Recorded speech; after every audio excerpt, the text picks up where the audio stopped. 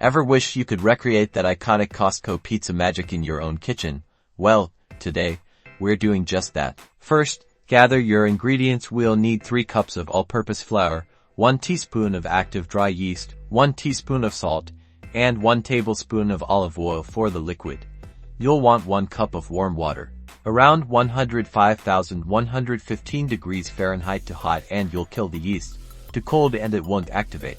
In a small bowl, combine the warm water and active dry yeast, give it a gentle stir, and let it sit for about 5 to 10 minutes. You're looking for it to get foamy and bubbly. That's how you know your yeast is alive and ready to party. Now, in a large mixing bowl, combine your flour and salt, make a well in the center, and pour in that activated yeast mixture and the olive oil. Start mixing with a spoon or spatula until a shaggy dough forms. Turn the dough out onto a lightly floured surface. It's going to be a bit sticky at first, and that's okay. We're going to knead this for about 8 to 10 minutes until it becomes smooth, elastic, and bounces back when you gently poke it. Kneading develops the gluten, which gives us that satisfying chew and structure. Imagine you're gently pushing the dough away from you with the heel of your hand, then folding it back over itself. Keep going until it feels amazing in your hands. Once your dough is perfectly kneaded, lightly oil a clean bowl and place the dough inside. Turn it over to coat both sides with oil. Cover the bowl with plastic wrap or a clean kitchen towel.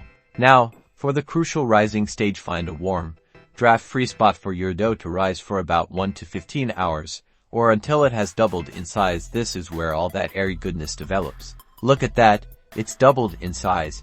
Gently punch down the dough to release the air. You can now divide it into portions for your pizzas. For a Costco-sized pizza, you'll likely want 1 large ball. You can also divide it for personal pizzas. Shape the dough into a smooth ball, tucking the edges underneath. Let the dough rest for another 10-15 minutes. This lets the gluten relax, making it much easier to shape into your pizza crust.